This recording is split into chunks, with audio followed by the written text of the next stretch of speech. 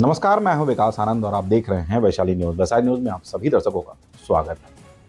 अभी हमारे साथ मौजूद हैं एक दंपति, मोनी और राजेश। पिछले 1 वर्ष पहले लगभग इन लोगों ने प्रेम विवाह किया था, लेकिन उसके बाद कई सारी घटनाएं इनके साथ हुई हैं और अब स्थिति ये है कि ये लोग इनके जान के लाले पड़े हैं।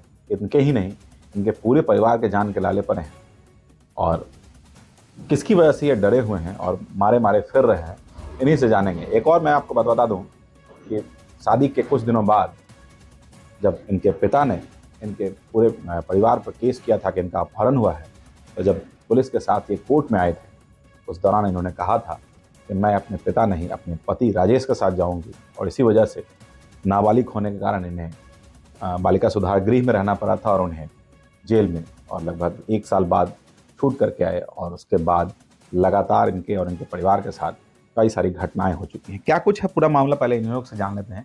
कैसे कैसे आप लोगों की शादी हुई थी और क्या कुछ परेशानी हो रही है? सर मेरे शादी में लॉकडाउन में जब कॉलेज में थे तो मैं गांव में आया, तो मैं पड़ोस में ही जाते थे ऐसे घूमने के लिए। तो मैं पड़ोस में ही घूमने के लिए भी कभी कभी आती थी वहाँ घूमने के लिए। बस वहीं पे मेरे दोनों को बातचीत हुआ, दोस्ती हुआ। उसके बाद प्रेम प्रसंग आगे आगे बढ़ते चली गई, जिसके कारण गहरी संबंध हो गए। उसके बाद इनकी माँ बाप ने इनको शादी करने की कोशिश की और इनकी शादी एक ऐसे लड़के से करने की कोशिश की जो शराब दारू पीता था और इनकी एज में काफ़ी अधिकतर थी। इसकी पापा ने उनसे कुछ पैसे वैसे लेके इनकी शादी करने की कोशिश की और फिर इनकी शादी तय हो गई। एक महीने इंतज़ार किए, पापा से मना किए, मम्मी को वो भी मना किए कि मैं उनसे शादी नहीं करना चाहता हूँ। वो लोग नहीं माने तो ये फिर लास्ट में मेरे पास आ गए, दिल्ली आई।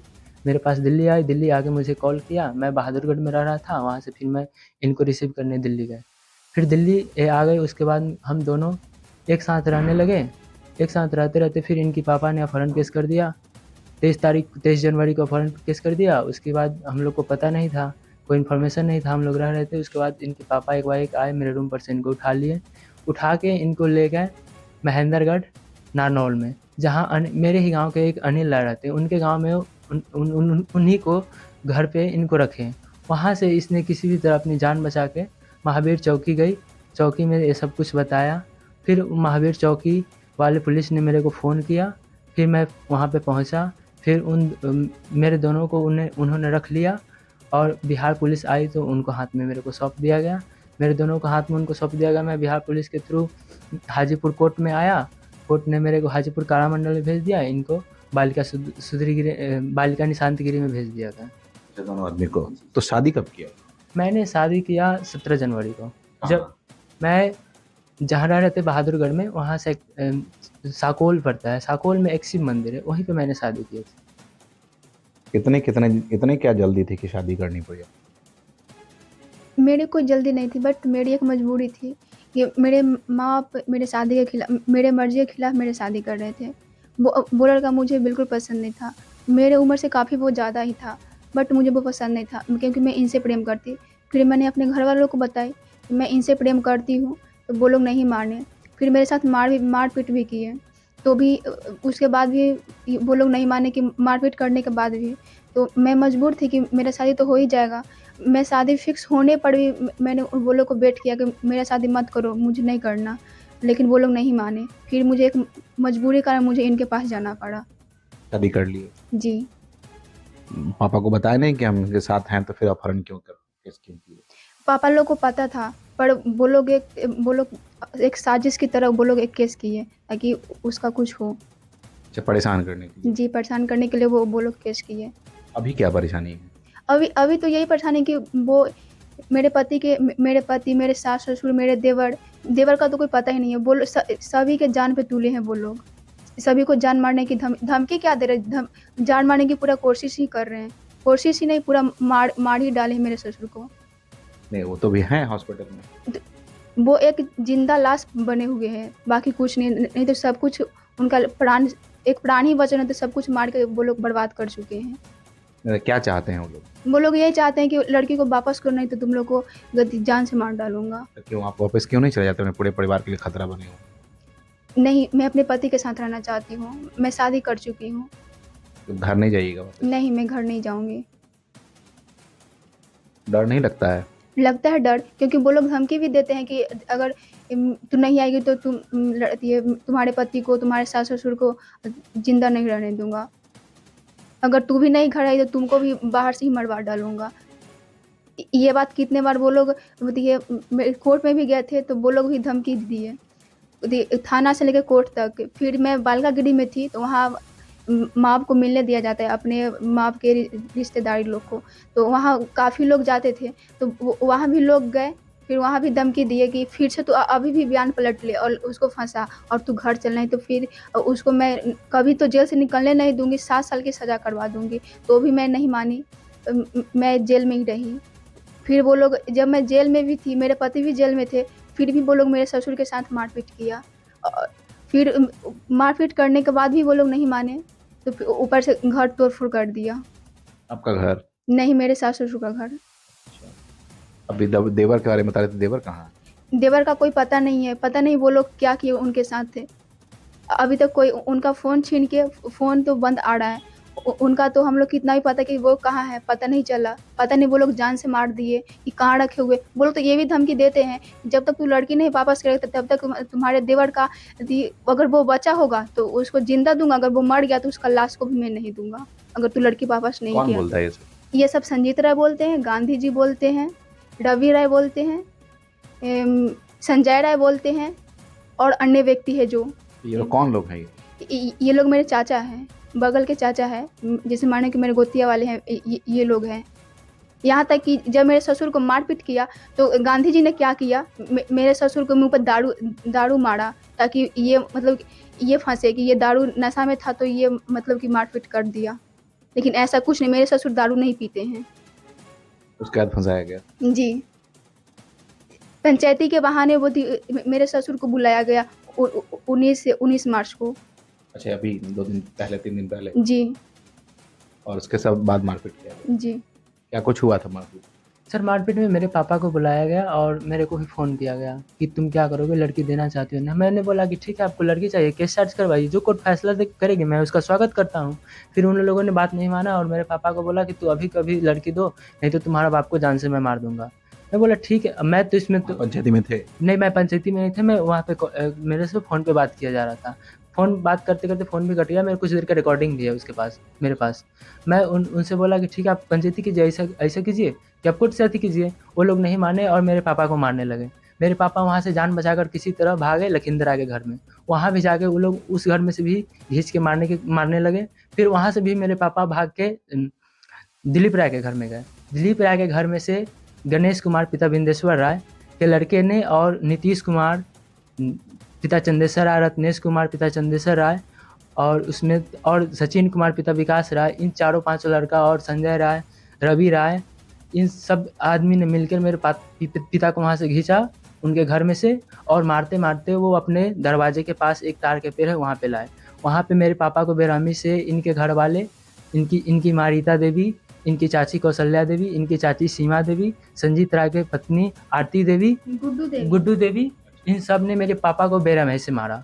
बेरहमी से मारा, लात घूस से, और बहुत बेरहमी से बांध के भी 1-2 घंटे रखे, बहुत मारे मेरे पापा को। और जब मरने के मुकाबिल हो गए तो उनको पेड़ में बांध दिया गया मार उड़ के। मरने के मुकाबिल हो गए, जब थाना 112 गया तो वो लोग को उठाने नहीं दिए। फिर 112 घूम के चली गई। फिर बार मैं कॉल थाना को किया तो फिर थाना गया तो मेरे पापा को मुंह पे दारू मार के पहले से रखे हुए थे कि ये दारू पी के अथी कर रखे हैं, और उसके बिना पे मेरे पापा को उठा के लाया। उससे पहले भी मेरे पूरे घर को, मेरे घर में 5 लाख का गहना था, 1 लाख कैश था, सब लूट लिए, मेरे घर को तोड़ फोड़ कर दिए। मेरी सारी करकट का घर है, करकट फूटा पड़ा है, मेरी कुर्सी उर्सी सब। पापा को कहाँ ले गए पुलिस? पापा को पुलिस मुंगा थाना ले गई।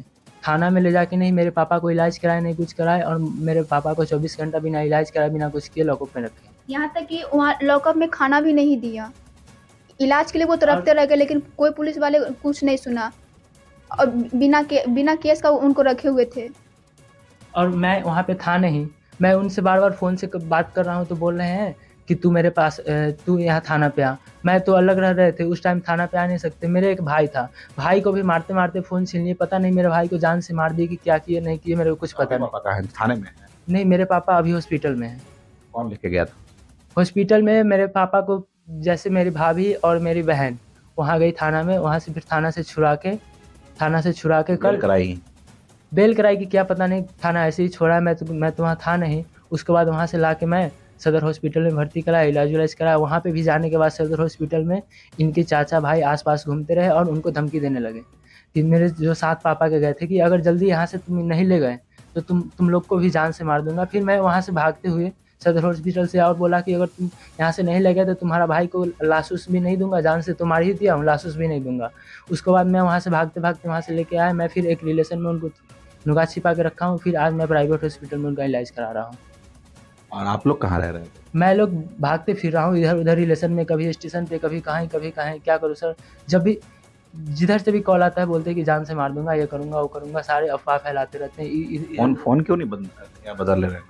सर मैं फ़ोन बंद भी किया हूँ, फिर नया सिम लिया हूँ, फिर नया सिम के पता नहीं वो लोग कैसे नंबर ऊपर कर लिए, उस पर भी कॉल आता है।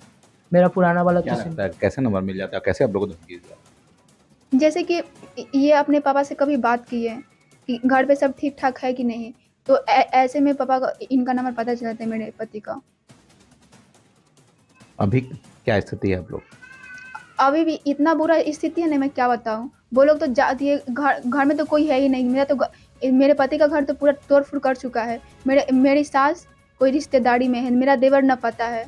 हम लोग तो इधर उधर भाग रहे हैं। मेरे ससुर हॉस्पिटल में है। बस मुझे इतना चाहिए कि वो लोग, मुझे इंसाफ मिलना चाहिए कि क्यों कोई प्रेम नहीं कर सकता। वो लोग मुझे क्यों मेरे जान पे तुले हुए हैं। वो लोग ऐसा ना करें, नहीं तो इसका बहुत बुरा परिणाम होगा। क्या लगता है आपको कि क्या होगा, कैसा लग रहा है अभी? सर क्या बताऊँ, अभी तो मेरे को कुछ पता नहीं है। मेरे पापा को तो इतनी हालत गंभीर है कि वो बचेंगे या ना बचेंगे इसकी कोई गारंटी नहीं है। वो तो लगता है कि वो लोग जितने मारे हैं उतने में उनके ज़िंदा रहना मुश्किल है। वो ना बोल पा रहे हैं, ना खाना खा रहे हैं, ना चल पा रहे हैं, बस एक ज़िंदा लाश की तरह पड़े हुए हैं। उसको भी इलाज कराने में वो लोग दिक्कत दे रहे हैं। उसके बाद मेरे को तो पूरा जान से मारने के वो इतने धमकी देते हैं कि मैं किसी और को पैसा देके तुमको शूट करवा दूंगा। खासकर इसमें गांधी राय, संजीत राय, रवि राय और इसमें जो लक्ष्मेश्वर राय, ललिता देवी, ये सब मेरे तो जान के पीछे ही पड़े हैं। मेरे घर ललिता देवी के सामने है, लक्ष्मेश्वर राय के सामने। गांधी जी, संजीत राय, मंटू राय और ये लक्ष्मेश्वर राय, ये लोग मतलब कुछ अपने आप को ज़्यादा समझते कि मैं पैसे वाले हूँ तो किसी को मैं जान से मार डालूंगा। वो लोग ऐसा लगता है कि मैं इसके जान को पैसा पे खरीद सकता हूँ। और वो लोग ये कोशिश भी कर चुके हैं, लेकिन भगवान का दुआ है कि हम लोग बच जा रहे हैं बार बार। कितना डर लग रहा है अभी आपको? सर हम लोग को इतना डर लग रहा है ना कि मेरे को पता नहीं हम लोग को कब जान से मार दिया जाएगा। कुछ पता नहीं कि अभी है, कुछ अगले पल में मरा ही मिलूँ, इतना डर लग रहा है सर। मैं कहीं घर से डर नहीं, कोर्ट भी डर से नहीं जा रहा हूँ कि हम लोग को जान से मारने, कोर्ट में भी घूम रहे हैं। कल मेरे पापा हॉस्पिटल में भर्ती करा, वहाँ भी हॉस्पिटल में पहुँचे हुए थे एक गाड़ी से। मेरे को समझ नहीं आ रहा मैं कहाँ जाऊँ, क्या करूँ, कुछ नहीं समझ आ रहा। मैं कहाँ भागता फिरूँ, न मेरे पास न कमांडर। बड़े पदाधिकारी लोग के पास नहीं गए? एसपी के पास, डीएम के पास, बहुत बड़े बड़े पदाधिकारी। इससे पहले मेरे पापा डीएसपी के पास गए, वो मुकेश कुमार के नाम के एक आए, वो वेरिफिकेशन भी किए थे, लेकिन उसका कोई, वो लोग को भी पैसा देते हैं, वो लोग चुपचाप रह जाते हैं, कुछ भी इसका निष्कर्ष नहीं क्या कीजिएगा अभी आप? क्या करें, वो लोग को तो अगर वो लोग हम लोग का जान ले सकते हैं तो हम लोग भी उनके ऊपर जरूर कुछ केस कर सकते हैं। केस क्यों नहीं कर रहे हैं? हम लोग पैसा के कारण पिछड़े हुए हैं। वो लोग समझते हैं कि ये सब गरीब है, कमाता खाता है। वो लोग पैसे वाले, तो वो लोग अपने पैसा की ताकत के अनुसार वो अपने हम लोग का जान ले सकते हैं, ऐसा वो लोग चाहते हैं। कोर्ट में भी सर जाने नहीं दिया था, रास्ता में ही मारपीट करने लगते हैं। मैं कोर्ट में जाऊँ तो जाऊँ कैसे, ये समझ नहीं आता है सर। अभी भी किसी तरह इधर उधर रिश्तेदारी में रह रहा हूँ। मैं 3 दिन से मेरे पापा को खिलाफ ना कोई मेरे भाई को खिलाफ एप्लीकेशन लिखाने वाला नहीं है। जो जाता है उसी को मारने लगता है। नहीं मेरे खिलाफ कोई डर से बोलता है उसी को मारने लगता है। जो भी कुछ मेरे पक्ष में बोल देगा उसे मारपीट करने लगते हैं वो लोग। इसलिए मेरे पक्ष में कोई बोलता भी नहीं है। और हम लोग को थाना पे डर से नहीं जा रहा हूँ कि थाना पे जाऊँगा तो हम लोग को जान से मार देगा। बीच में मेरा घर पड़ता है रास्ता में, अगर जाऊँगा तो घर से गुजर के ही जाऊँगा रास्ता से, हम लोग को जान से मार दिया जाएगा। और हमेशा हम लोग का कल भी मतलब कि अन्य सूत्रों से पता चला कि वो लोग थाना पे जाने वाले हैं, तो 1-2 गाड़ी थाना पे घूम रहे थे। हम लोग को भी किसी ने फ़ोन किया कि मत आना इधर, थाना पे सब घूम रहे हैं। और पूरे गाँव कल दारू पी के और तलवार लेके और बड़े-बड़े धारदार हथियार लेके खड़े थे कि वो गाँव में आएगा तो उसको जान से मार दूँगा। और मेरे पापा के साथ वो धमकी भी दे रहे थे और वही किए। मेरे पापा को पूरा जान से तो मार ही दिए, तो मुर्दा थे वो, भगवान की कृपा से बचे हुए हैं। पता नहीं वो कभी डेथ कर जाएँगे। हमको तो इतना सा डर लग रहा है कि मैं जाऊँ से जाऊँ कहाँ, ना मैं कमाने जा सकता हूँ, मेरे पे ऑलरेडी कोर्ट के केस है, इधर-उधर भटक नहीं सकता हूँ। ये तो समस्या हो गया, करिएगा क्या अब आखिर? मैं इसके आगे मैं मेरे कोर्ट पे भरोसा है, मैं कोर्ट को एप्लीकेशन दूँगा। आगे आप लोग की सहायता कीजिए और मैं माननीय मुख्यमंत्री से चाहता हूँ कि मेरी सहायता की जाए। मैं अपने ज़िले के डीएसपी से चाहता हूँ कि मुझे सहायता किया जाए और मुझे सुरक्षा प्रदान किया जाए। यही मैं चाहता हूँ। तो देख सकते हैं ये हैं राजेश और मोनी। ये महुआ थाना क्षेत्र के, वैशाली जिला महुआ थाना क्षेत्र के लगरांव विलमपुर के रहने वाले हैं और दोनों आसपास के ही रहने वाले हैं। लॉकडाउन के दौरान इन दोनों के बीच प्यार हुआ था और लगभग 1 साल पहले, पिछले साल 2024 में जनवरी में इन लोगों ने भागकर शादी की थी। और इनका कहना है कि एक ऐसे लड़के से इनकी शादी तय कर दी गई थी जो नशा का आदी था और उम्र में इनसे काफ़ी अधिक था। और इस बात को लेकर इन्होंने घर में विरोध भी किया था, लेकिन जब घर वाले नहीं माने तब इन्होंने घर से बाहर अपना कदम बढ़ाया और राजेश के साथ दिल्ली में जाकर शादी कर ली। और इसके बाद से लगातार इनके परिवार के लोग इनके पति के परिवार को प्रताड़ित कर रहे हैं, ऐसा इनका कहना है। और इनके प्रताड़ित ही नहीं, बार बार धमकी दी जा रही है कि इनकी कभी भी हत्या हो सकती है और इस कारण से ये मारे मारे फिर रहे हैं।